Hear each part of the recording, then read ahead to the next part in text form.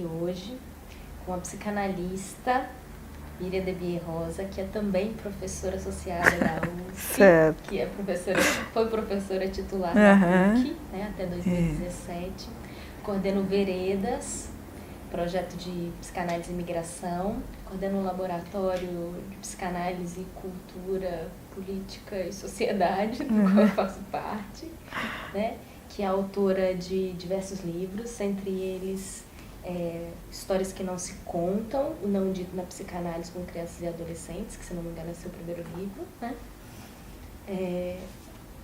Debate sobre a adolescência contemporânea e o laço social, Desejo e Política, Desafios e Perspectivas no Campo da Imigração e Refúgio, e o livro ganhador do Jabuti no ano passado, 2017, mas foi publicado em 2016, A Clínica Psicanalítica em Face da Dimensão Sociopolítica do Sofrimento. Então, a primeira pergunta que eu gostaria de fazer para a professora Miriam é: o que seria para você o que a gente está chamando de psicanálise política? E o que seria essa dimensão sociopolítica do sofrimento? Vou tentar responder em poucas palavras, porque a pergunta é bastante ampla, né? A menção da política articulada à psicanálise, e principalmente a questão da clínica, é poder inserir na dimensão clínica todas as inflexões que atravessam o sujeito, né? Porque o sujeito, se ele, né, é atravessado pela linguagem e pelo campo do outro, que é o campo simbólico, esse campo simbólico é atravessado, é apresentado para o sujeito a partir de um outro sujeito, né, que se encarrega dessa transmissão. E a partir de significantes do seu tempo, que então, nessa medida, é um sujeito que está orientado dentro de um tempo na história e de um campo político particular a que ele pertence. Então, a outra cena, né, que a psicanálise trabalha, né, que é a cena do inconsciente, ela está permeada pelos acontecimentos daquele tempo, pela moral do seu tempo, pelo modo que se organizam as relações de poder. Então, nesse sentido, a política se insere no campo da psicanálise, que eu vou chamar aí uma psicanálise implicada com as questões do seu tempo. Porque houve um certo momento da psicanálise que ela excluiu, né, absolutamente a ideia de que esse sujeito está ancorado numa história pessoal, que por sua vez está ancorada numa história geral, né? O Lacan foi trazendo essa questão, né, quando ele vai pensar que o inconsciente é a história, o inconsciente é o social, o inconsciente é o político. Então, entender o que ele quis dizer com isso e como isso pode operar na clínica é o que a gente tem no nosso grupo, né, que você pertence também, tem pensado, articulando então psicanálise, sociedade e cultura. Nessa medida que se insere a questão do sofrimento, né, também né, a psicanálise se fundou quase como quando Freud sai da hipótese de que há um fato objetivo que gera um recalque à neurose, né, substituindo aí pelo investimento na fantasia. A partir de então, né, isso deu mote à ideia de que a psicanálise trabalha com a fantasia, né, e que é indiferente se o acontecimento se realizou ou não, né. No entanto, a gente, principalmente a partir da clínica, em que as pessoas que sofreram incidências, violências, violência se põe no plural, desde as mais óbvias, que são as mais chamadas de violência propriamente, quando a gente trabalha com os imigrantes, refugiados, que viveram ou assistiram assassinatos, viveram torturas, enfim,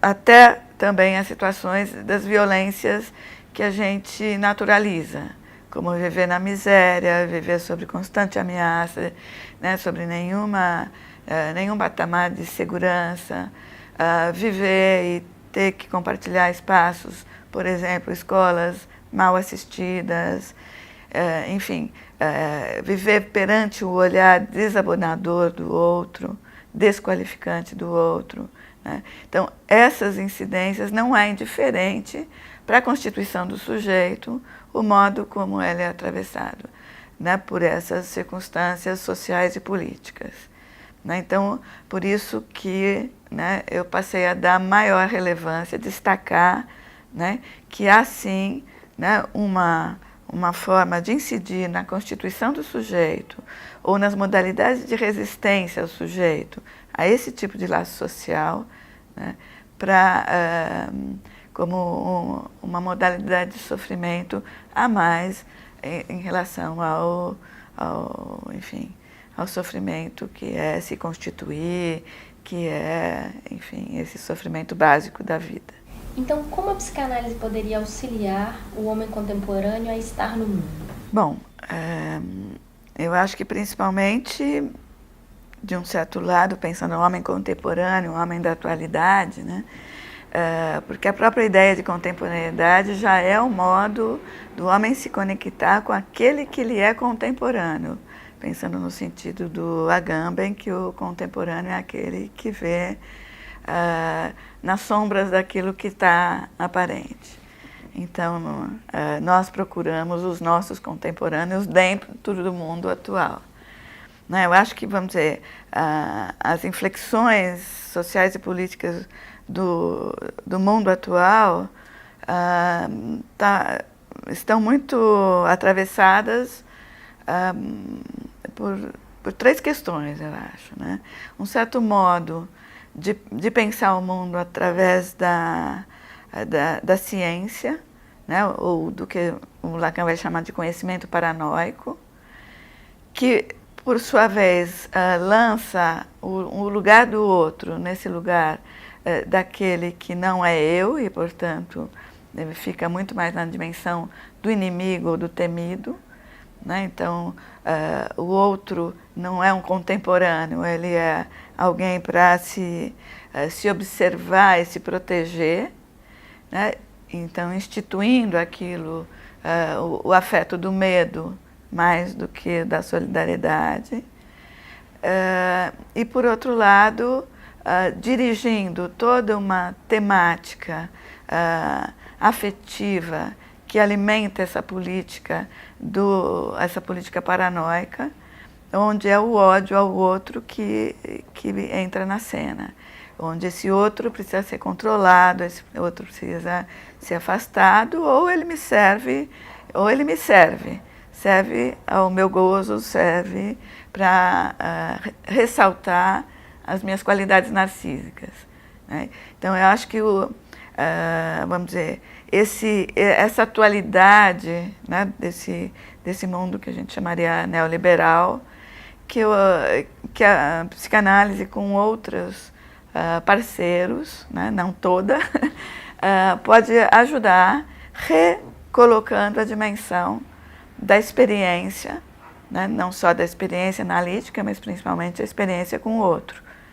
Que assim, nessa medida, é esse outro que vai ajudar a recolocar, então, essa dimensão da singularidade, do desejo, como algo que move o mundo, né? Como algo que cria, como algo que restabelece outros modos de relação.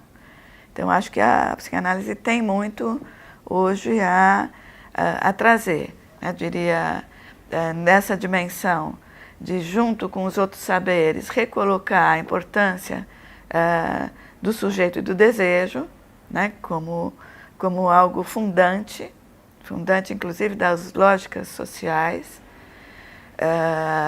fundante daquilo que movimenta, como até mesmo, vamos dizer, a dimensão capitalista, no sentido é o desejo manipulado que dá valor ao objeto, como se fosse o objeto de desejo. Mas sem esse movimento você não tem transformação social, você não tem construção de cultura. Então acho que a recolocação que a psicanálise faz, a pontuação que a psicanálise faz nos vários campos, né, da dimensão desejante e da singularidade, eu acho que é fundamental para o mundo contemporâneo, para dar vida ao mundo contemporâneo.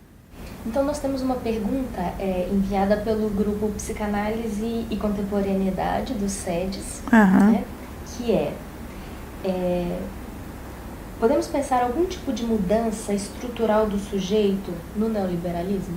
Bom, esse grupo tem pensado essas questões há muito tempo, desde que a gente também começou a se debruçar sobre essas questões, né?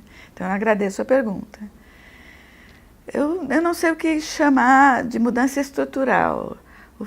Eu prefiro pensar nos modos como o sujeito é cooptado por uma certa lógica social e política dos tempos do neoliberalismo, né? Porque, sim, há uma incidência maior, né, da captura, vamos dizer, imaginária para um certo modo homogeneizante, voltado aí à lógica do lucro, à dimensão do gozo e principalmente a uma certa ideia de que ou você se adapta a esse modo de funcionamento ou você não tem lugar de existência, né? No entanto, assim, eu acho que mesmo em tempos de neoliberalismo, eu acho que a gente tem muitos modos diversificados de ser apreendido nessa lógica, né?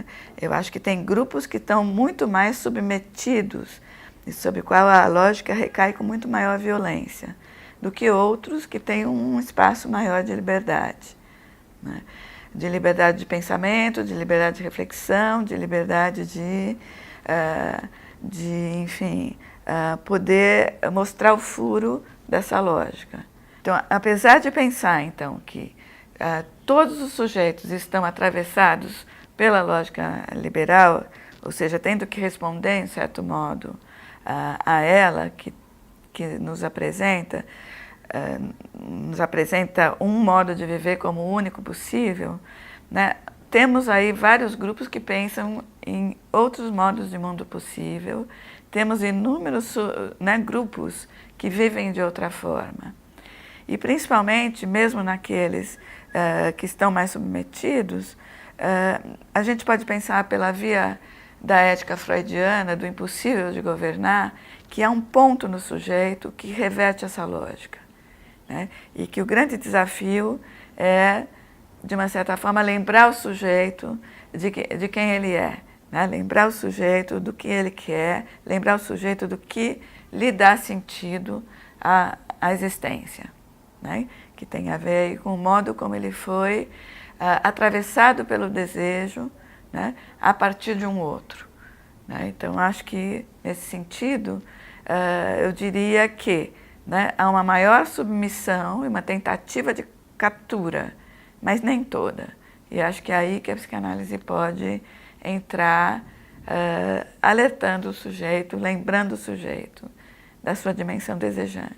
Então, Miriam, a partir da sua clínica ampliada, nós podemos reconhecer alterações teórico-práticas na psicanálise? Eu acho que os conceitos fundamentais da psicanálise são os mesmos, né?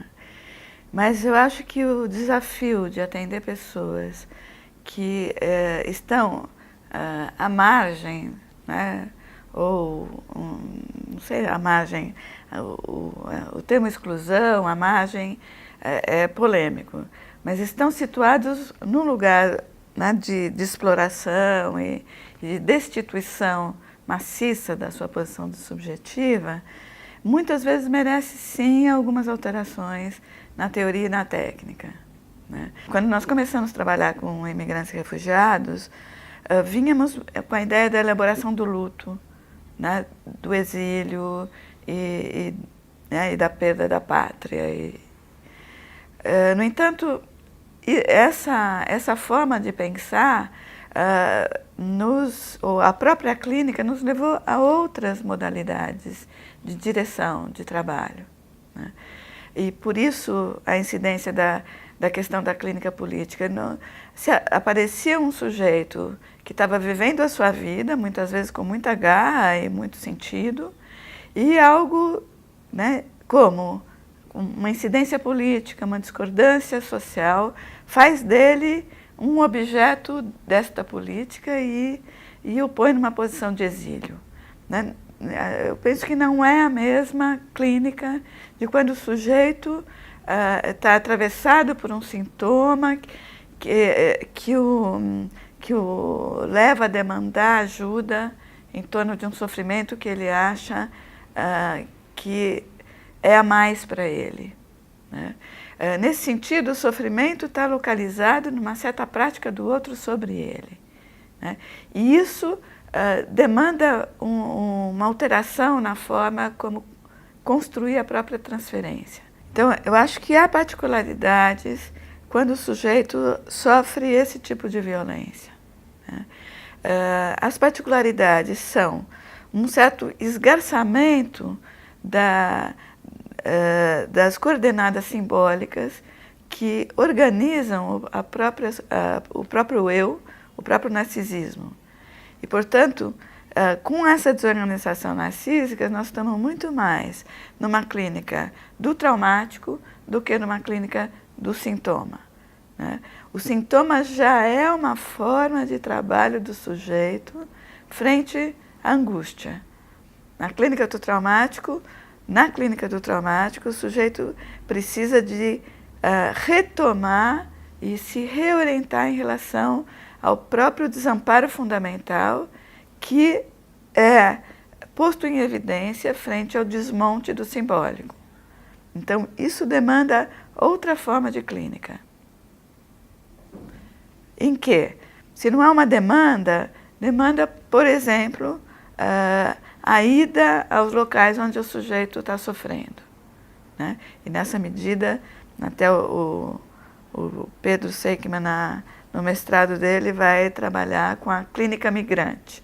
É a clínica que migra, que vai na direção daquele que está sofrendo e que não consegue formular uma demanda, não consegue ainda ter uma relação com o outro em que ele aposte que o outro está presente para constituir um laço em que ele possa restituir o seu lugar de sujeito, o seu lugar de fala no contexto. Então, isso, por exemplo, é uma mudança fundamental. A dimensão da demanda, a dimensão vamos dizer, de uma interpelação do sujeito, né, a partir de um outro lugar, não necessariamente a partir do sofrimento, mas a partir do lugar onde ele possa se lembrar de quem ele é, do que ele gosta, e que, portanto, retomar e reconstruir essa dimensão simbólica que foi destituída como um plano aí de segurança no sujeito mesmo e na relação com o outro. Então, você tem uma série de diferenças, sim, daquilo que eu vou chamar mais da clínica do traumático do que da clínica do sintoma. E na clínica no consultório, você acha que tem alguma consequência, alguma mudança? Eu sou uma psicanalista que começou a trabalhar no consultório. Mas também comecei a trabalhar com crianças e com adolescentes, o que dá uma certa inflexão na minha clínica em que eu não fico tão escandalizada com a entrada das dimensões sociais e políticas. Porque quem trabalha com adolescente e com criança sabe que a demanda analítica não vem pronta. Ela vem de um outro, ela vem da família, ela vem da escola. Então, a clínica é muito atravessada já por essas outras dimensões. Em que, por exemplo, o adolescente às vezes começa dizendo, né, eu não quero estar aqui, não seria eu para estar aqui, né? eu não estou interessada em estar aqui, né? Então, vamos dizer, eu acho que o fato de eu ter, né, trabalhado o tempo todo com criança e adolescente me fez não ficar nada escandalizada com as mudanças técnicas necessárias para construir o caso clínico, né, a partir do modo como ele se apresenta. Então, eu acho que sim, no consultório também,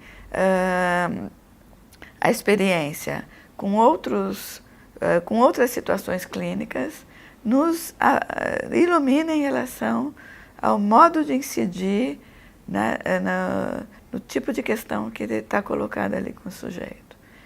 E eu acho que nem sempre a relação de consultório, ou seja, a relação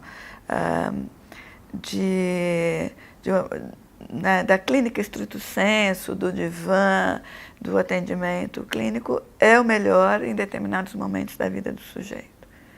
Né? Eu acho que poder acompanhar o sujeito nas suas experiências com os grupos, trabalhar o sujeito em outras situações em que ele se experimente em outras situações, são elementos que, em alguns casos, são importantes mesmo que eles cheguem na clínica do consultório.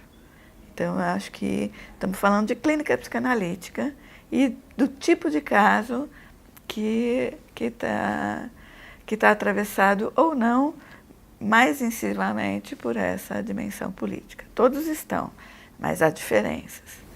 Mas então você está dizendo que inclusive a clínica do consultório poderia ser mais migrante? Sim. Não, isso nem é tanta novidade, né? Inclusive quem trabalha com atendimento terapêutico, acompanhamento terapêutico, já faz uma clínica da cidade há muito tempo. Né? Acho que eu não estou nem falando alguma novidade, mas estou lembrando que a clínica tradicional ela é potente para alguns casos, não para todos. Né? Eu acho que cabe ao psicanalista saber quando ele pode levar um caso a partir de algumas coordenadas, ou seja, trabalhando com a fantasia, trabalhando no divã, trabalhando no atravessamento da fantasia. Há outros que essas dimensões e o nível de angústia do sujeito exige outras inflexões. Ou mesmo, alguns casos, né, você trabalha de um modo e, em outros casos, de outro. É o caso que manda na clínica, do meu ponto de vista. Como fazer laço com o radicalmente diferente, o estrangeiro? Bom, a própria ideia do laço supõe uma alteridade. Né? Então, a priori, se você pensa em laço, é porque você está lidando com o não-eu. Né? Senão, é uma relação narcísica. Claro que há uma certa tendência do grupo dos iguais. Nós procuramos aqueles que são semelhantes, como se fosse o lugar de maior conforto. Né? No entanto, o grupo dos semelhantes, ele só se considera um grupo e confortável se ele tem uma alteridade como referência. Eu sou semelhante porque nós somos diferentes de alguém. Em geral, o grupo que eu desqualifico, né? Porque é uma semelhança calcada, narcísica, calcada numa diferença em que um é melhor, outro é pior. O grande desafio é fazer da diferença algo que não seja classificatório, né? Uma diferença para desmerecer. Né? Então, aí, a diferença de gênero, a diferença de raça, a diferença social, de classe social, em geral, vem para classificar. Né? O outro é de outra classe social, então ele não é tão inteligente, ele não é tão culto, o outro, né, a cultura do outro é mais primitiva. Então, é um desafio, né, o laço com alteridade, embora ele seja uma condição do outro. Né? O Freud trabalha a palavra diferença a partir do narcisismo das pequenas diferenças, né? Ou seja, mesmo dentro desse grupo aparentemente semelhante, né? Como o sujeito precisa de se singularizar, né? Você tem aí um racismo interno, ou seja, qualquer escapatória, né? Qualquer traço do outro que apareça como singular, ele imediatamente é destacado como alguém que pode ser excluído. Então, o grupo de semelhantes é extremamente normalizador, né? E abafa, e tende a abafar muito aquilo que é próprio do sujeito. Então, não nos cabe outra coisa que não nos relacionar com a alteridade, né? A questão do estranho, do estrangeiro, também vem para o Freud sobre esse estranho em mim, né? Porque eu sou habitada pelo estrangeiro, o inconsciente é o próprio estrangeiro em mim, né? Porque eu não me defino como aquele que eu penso que sou, né? Então, a tendência a ver no outro o desagradável que é meu, né, aparece na própria... e quanto isso me torna o outro insuportável, né, está dentro dessa outra perspectiva que o Freud vai trabalhar, sobre a perspectiva do estranho, né? O outro é o estranho, né, porque ele é extremamente familiar, né, porque ele me lembra de aspectos que eu prefiro não saber de mim mesmo. Então, de novo, no outro está aquilo que, né, me faz mal, né, em mim. Então, vai sobrar para a diferença aquilo que Freud vai trabalhar com a diferença sexual, né, que não é a diferença de gênero, a diferença é o que marca o outro como pautado por um outro gozo, e que é o que alimenta o desejo. Então, o laço, se você pode falar do desejo, ele fala do desejo de alguém que não sou eu, e, portanto, é o diferente, né? E como fazer um laço com o diferente? Criando um espaço que não é nem o meu, nem o do outro. Porque se eu torno o diferente parecido comigo, é uma relação de domínio, né? Ou eu sou dominado, ou o outro domina. Então, é a alteridade que cria a cultura, né? Porque se para fazer laço eu preciso criar um espaço intermediário, é onde se cria a cultura, né? Então,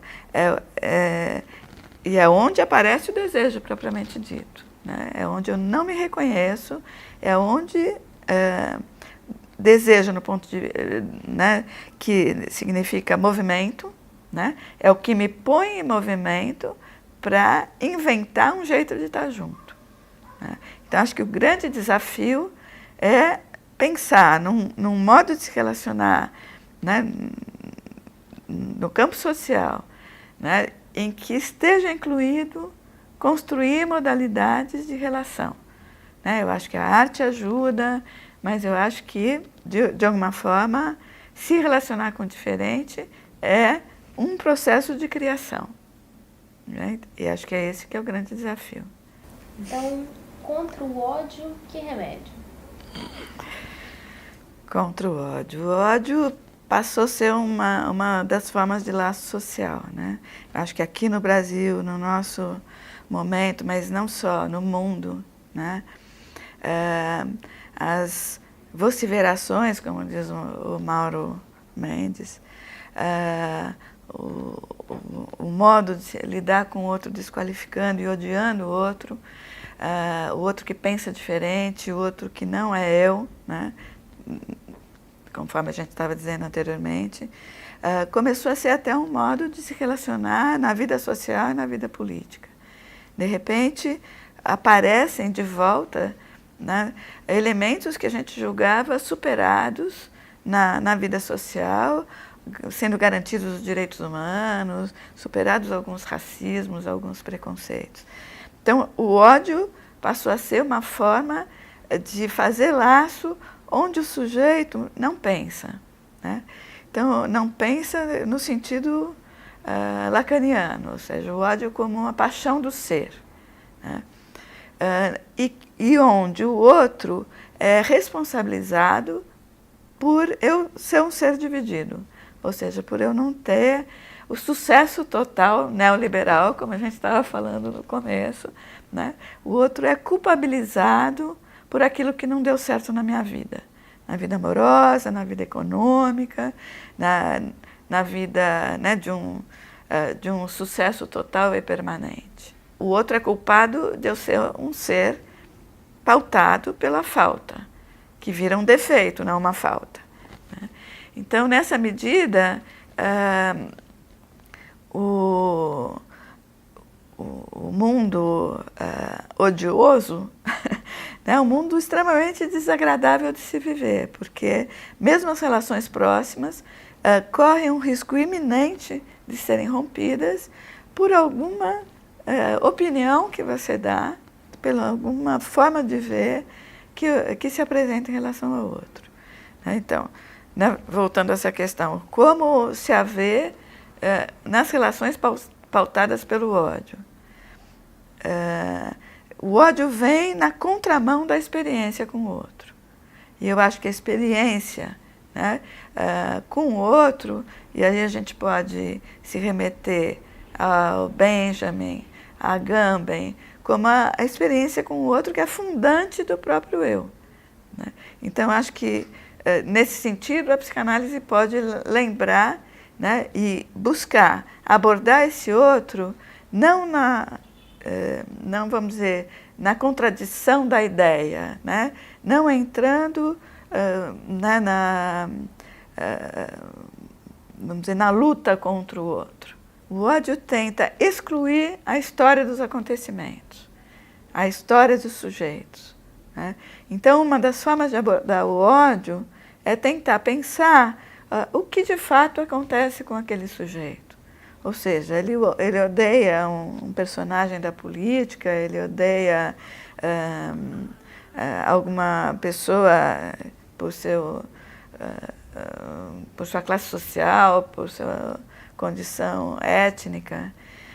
Mas o que de fato aconteceu nessa experiência, né? O que de fato ele viveu dessas situações, que história qual a história social que está incluída para pensar dessa forma o sujeito, né? que pode remeter. Então, nesse sentido, né, eu acho que a psicanálise não anda sozinha. A psicanálise anda com a sociologia, com a antropologia, com a história, né? Eu acho que a gente pode remeter, né, ao que se constituiu, aí, como que se criou uma relação tão odiosa com determinadas dimensões. Então, eu acho que o contraponto do ódio, né, é retomar a experiência, a relação com o outro, né? Não é ficar dialogando, disputando ideias, né? Mas lembrando o outro quem ele é e mostrando para o outro quem você é, do que você está falando, né? Ou seja, saindo dessa ótica da disputa, para entrar na ótica da história de cada um, né? Do que mobiliza e dá sentido para a vida de cada um, né? Então, reiterando a questão da lógica do pensamento e do sujeito que é pautado pela falta. Ou seja, é na relação com o outro que ele pode ser alguém, e não na lógica narcísica. Na nossa entrevista com o Paulo Endo, ele nos contou que vocês dois estavam juntos na criação do primeiro laboratório de psicanálise política na pós-graduação na universidade. Uhum. Você poderia nos contar um pouquinho mais sobre a história da psicanálise política em São Paulo? Sim, esse é um tema, um assunto muito gostoso, foi, vamos dizer, uma aventura que fizemos juntos, uma experiência de grupo, uma experiência de pensamento. Quando eu terminei meu doutorado, que era sobre justamente a escuta clínica de crianças e adolescentes, eu tinha trabalhado com a ideia de que a exclusão de certos significantes da família e do campo social para a criança, né, se revertia em modalidades de sintoma, ou mesmo, no caso do adolescente, muitas vezes uma repetição em ato daquilo que foi excluído da história, né? Então, nessa dimensão, eu já começava a pensar não só na família, mas na história da família dentro do campo social. Então, eu já era professora na PUC, né? E o Raul Pacheco tinha acabado de entrar com uma disciplina sobre história da psicologia. E nós nos reunimos, alguns inquietos, né? Que éramos, então, o Raul Pacheco, eu, o Paulo Endo, que então fazia doutorado na USP, a Sandra Alencar, que trabalhava com a questão dos presidiários, né? E depois ela fez um doutorado belíssimo sobre a questão do luto em situações de violência policial, né? E a Taeko Toma Carinhato, que trabalhava com a questão das imigrações, né? A imigração japonesa, depois as outras imigrações, cujo pós-doutorado fundou o grupo Veredas, né? Ela foi fazer pós-doutorado lá na USP, alguns anos depois, mas nesse momento a gente estava compondo, onde a gente queria introduzir um outro tipo de discussão na psicanálise, né? E a gente então se debatia em relação a que nome teria esse grupo, né? Se falava muito em cultura, psicanálise e cultura, né? Mas psicanálise e cultura tinha se tornado uma reflexão sobre as obras literárias e sobre a arte, e nada sobre a política e a sociedade, né? Então a gente foi corrigir, nós fomos corrigidos muitas vezes, não é psicanálise e sociedade, é psicanálise e cultura, né? Mas a gente insistiu em criar um grupo em torno da ideia de psicanálise e sociedade, né? O Paulo já trabalhava naquela época com as questões da violência, da democracia, da ditadura, né? Dessas questões que o habitavam. E então começamos a formar esse grupo. Isso era por volta de 96, 97, né? Que começou a se estruturar e a gente conseguiu estruturar na psicologia social esse grupo Psicanálise e Sociedade, né? O Raul era coordenador pela pós-graduação e eu pela graduação. Então esse pequeno grupo começou a estudar essas questões e a trabalhar com atendimentos das populações excluídas, marginalizadas, né? A esse grupo foram se somando outras pessoas que foram fundamentais. Nessa época, nós conhecemos a Ana Costa, que era presidente da POA e que foi quem nos deu sustentação e apoio para esse grupo também, né? Veio também o Edson de Souza, que trabalhava com essas questões e que já trabalhava com a questão do colonialismo, com a imigração. E nós fomos convidados por ele e pela Ana a participar do Fórum Social Mundial, que começava então em Porto Alegre a ter suas primeiras dimensões, e a gente foi construindo mesas da psicanálise no Fórum Social Mundial, né? Então, esse grupo foi crescendo, se fortalecendo, tanto com a questão da cultura, mas principalmente com a questão da sociedade, e hoje com a questão da política. Acho que foi uma dimensão que foi aparecendo. Mas acho que, principalmente em São Paulo, acho que a gente tinha, então, em Porto Alegre, né, a POA, que já também se debruçava. No Rio, o Birman, também a gente lia os textos dele e trabalhava com essa dimensão, mas acho que foi algo que foi sendo construído. Veio primeiro a sociedade, depois a dimensão da política. E eu me lembro que eu era muito aconselhada a deixar a política de lado, né, como algo que não precisa ser dito, porque ela é meio óbvia, mas, do meu ponto de vista, é preciso ser dito porque não era nada óbvia, né? E nesse sentido que eu tento pensar que essa clínica é uma clínica implicada, é uma clínica política, quando ela leva em consideração essas coordenadas do lugar social que o sujeito ocupa, né, como algo que é importante para pensar a clínica com aquele sujeito, né. Então, claro que isso deveria ser sempre, mas pela própria história da psicanálise, que, né, fez um caminho de excluir essa dimensão, eu acho que a gente ainda precisa dizer que a clínica política, sim, para marcar aí mais uma posição. O que se fez com os textos sociais do Freud? Se tirou do conjunto de obras mais estudadas, né? Então eram consideradas, vamos dizer, né, no debate com várias pessoas, era me dito, não, esses foram, vamos dizer, obras do Freud como homem culto. Ele não faz parte da teoria psicanalítica. Mas, vamos dizer, o capítulo da identificação está em Psicologia das Massas, né?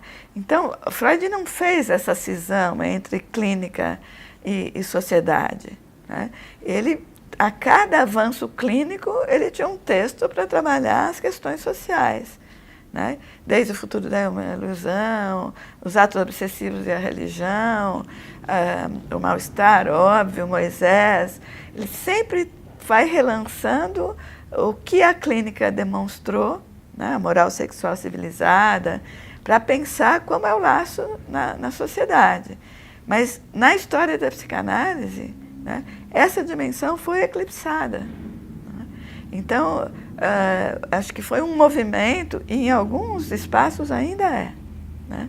Então, acho que foi um movimento importante, essa retomada da psicanálise desde o seu fundador, Freud, né, onde estava ali uma certa dimensão, e ele deixou de lado as neuroses de guerra, e aí tem toda uma história, mas ele também estava instituindo a psicanálise como um campo e um discurso para se valer dentro do campo social, né? Então, nós estamos retomando, e acho que vale retomar, como Lacan fez, e como eu acho que é o trabalho do psicanalista, que é fazer a psicanálise do nosso tempo, né? Construir a psicanálise com as questões do nosso tempo.